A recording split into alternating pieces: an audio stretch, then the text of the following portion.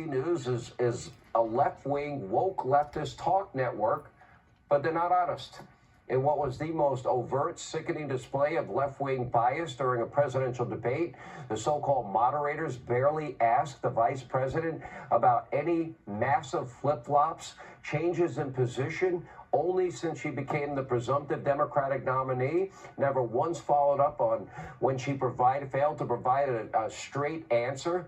Does she or does she not support any restrictions on late-term abortion? I'd still like to know.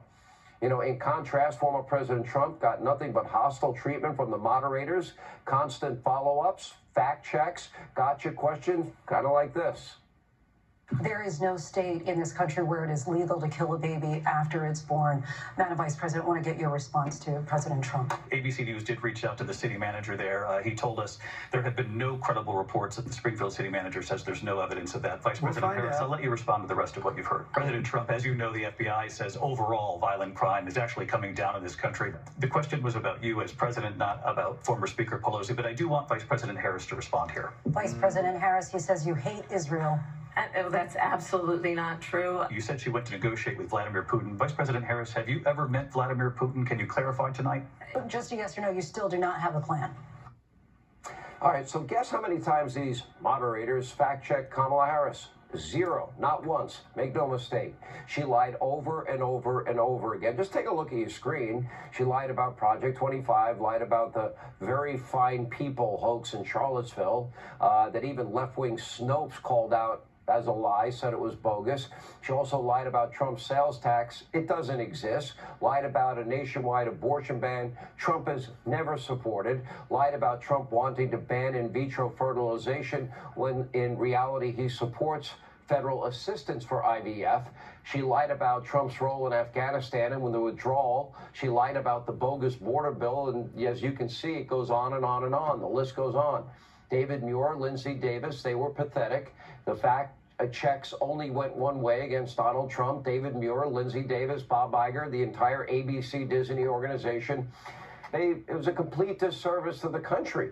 You know, nearly 60 days in, we don't know whether she still supports all of her stated radical positions that we have in her own words. Why? Because they just hate Donald Trump that much? Kamala Harris didn't win a single primary vote, has participated in one interview. She has held 0 press conferences, no town halls. The policy positions on her website basically copied and pasted from the Biden campaign that she says she's trying to distance herself from. With so few specifics, depending on the audience, her views seem to drastically change. For example, here's Kamala on mandatory gun buybacks. Take a look. This business about taking everyone's guns away. Tim Walz and I are both gun owners. We're not taking anybody's guns away. So stop with the continuous lying about this stuff. I support buybacks, and I think that look, we have 5 million assault weapons on the streets of America. How mandatory is your gun buyback program? It's mandatory. Second Amendment? The Second Amendment, listen, we're going to have to do it the right way. She was lying when she spoke out in favor of these mandatory buybacks over and over again. Or is she lying now? And what about fracking and drilling? Take a look. Let's talk about fracking because we're here in Pennsylvania. I made that very clear in 2020. I will not ban fracking. I have not banned fracking as Vice President of the United States. And in fact, I was the tie-breaking vote on the Inflation Reduction Act, which opened new leases for fracking. Will you commit to implementing a federal ban on fracking your first day in office, adding the United States to the list of countries who have banned this devastating practice? There's no question I'm in favor of banning fracking. So, yeah.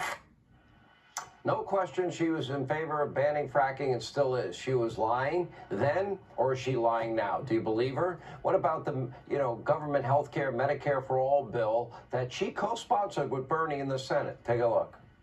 Vice President Harris, in 2017, you supported Bernie Sanders' proposal to do away with private insurance and create a government-run healthcare system. 2 years later, you proposed a plan that included a private insurance option. What is your plan today? Well, first of all, I absolutely support, and over the last 4 years as vice president, private healthcare options. You support the Medicare for All bill, I think initially co-sponsored by Senator Bernie Sanders. You're also a co-sponsor onto. I believe it will totally eliminate private insurance. So for people out there who like their insurance, they don't get to keep it? Well, listen, the idea is that everyone gets access to medical care, and you don't have to go through the process of going through an insurance company, having them give you approval, going through the paperwork, all of the delay that may require. Who of us has not had that situation where you got to wait for approval and the doctor says, well, I don't know if your insurance company is going to cover this? Let's eliminate all of that. Let's move on. No, so did she co-sponsor the bill she didn't actually support, or is she lying? That brings us to the border. Take a look. The United States Congress, including some of the most conservative members of the United States Senate, came up with a border security bill, which I supported. And that bill would have put 1,500 more border agents on the border to help those folks who are working there right now overtime, trying to do their job. I believe if someone crosses over the border, it's illegally, it is illegal, and you would decriminalize it. I would not make it a crime punishable by jail. It should be a civil enforcement issue, but not a criminal enforcement issue. Listen, I think there's no question that we've got to critically re-examine ICE and its role and the way that it is being administered and the work it is doing, and we need to probably think about starting from scratch. So does the border czar that allowed, 11 million illegal immigrants to pour into this country unvetted really care about border security? Was she lying in the debate and using a deeply flawed political bill that would allow 4,000 or 5,000 illegals in before it even kicked in, and then it was discretionary? The answer is obvious. And as reported by fake news CNN, Kamala previously vowed to end the detention of illegal immigrants, decrease funding for ICE, end ICE detainers, force you to cover the bill for transgender surgeries for illegal immigrants and convicts in jail.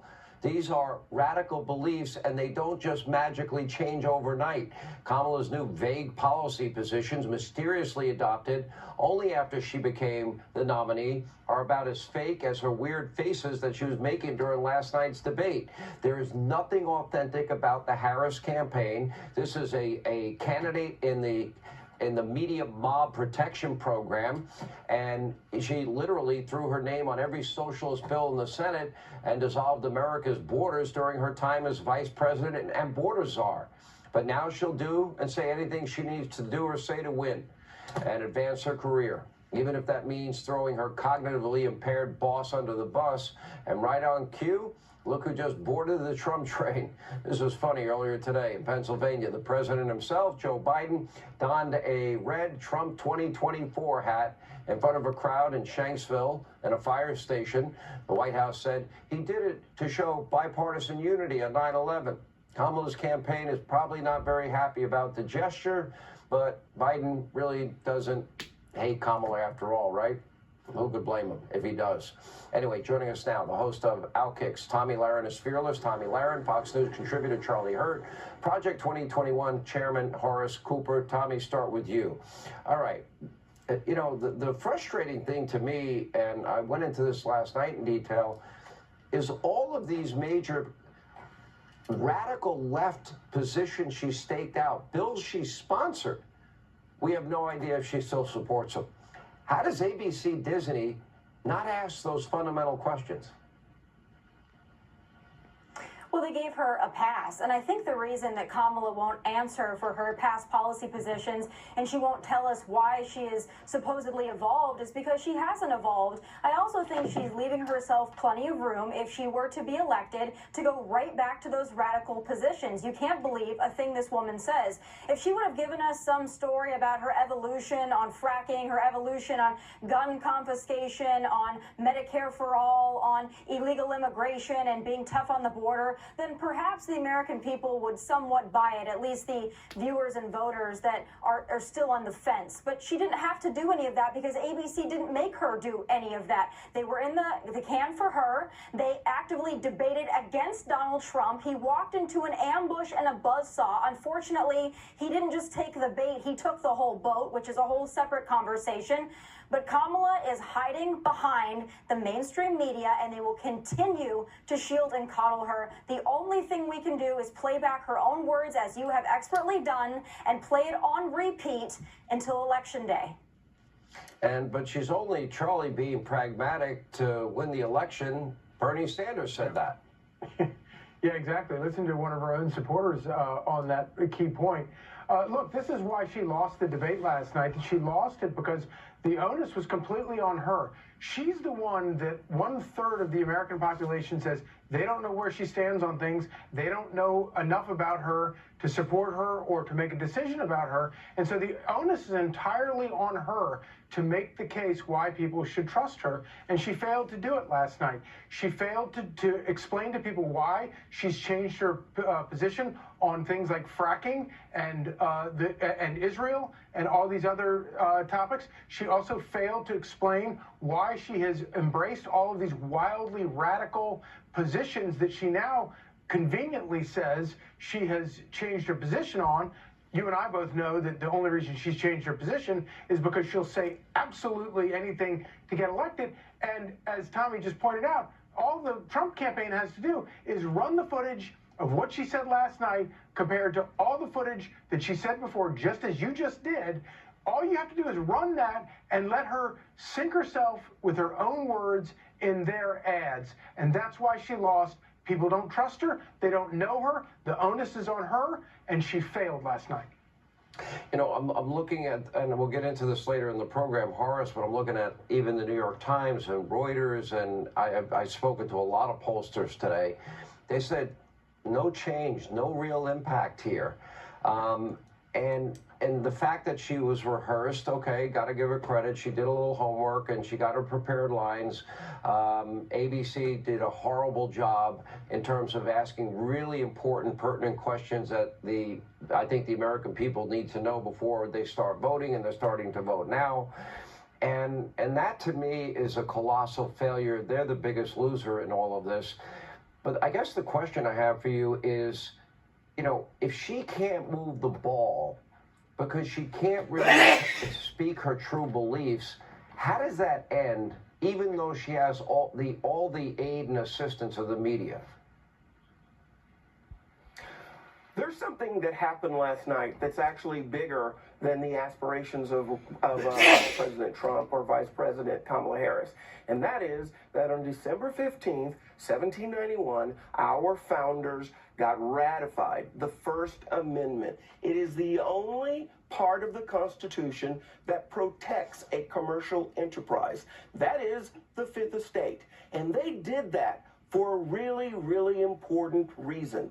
When Benjamin Franklin said we had a republic if we could keep it, it was assumed that the media would understand the important role that they have in keeping the American people informed. They're not supposed to be cheerleaders and partisans for one side or the other. They're supposed to give real, straightforward information. Ask questions that will elicit the kind of decision-making that voters need. Final point. On abortion, it is pretty clear the left-wing media lives in a progressive enclave, and they don't understand how important the issue is, and their idea of fact-checking is to dismiss the evil of abortion. Black people would be the second largest population in America were it not for the systematic destruction of black unborn babies in this country because of abortion. It happens late term. Just ask Kermit Gosnell about killing babies after they had been born. If mothers hadn't died, we'd never know about it. Shame on the media for not living up to this awesome responsibility that our founders gave them. Well, we all heard Governor Northam, and we all know Tim Walz's radical stance. No restrictions on abortion at all in Minnesota, even in months 7, 8, and 9. You know, you can be a member of the media and to have multiple roles. You can be a talk show host. The difference is you've got to be honest about it. We do news, investigative reporting, we give opinion, we're upfront about it, we're honest about it. We talk about culture, we talk about sports. We're like a whole newspaper, but they claim to be journalists. At ABC Disney, it doesn't exist. Thank you all. When we come back, according to multiple reports tonight, many undecided voters, they were not swayed in any way by Kamala Harris last night. That's straight ahead.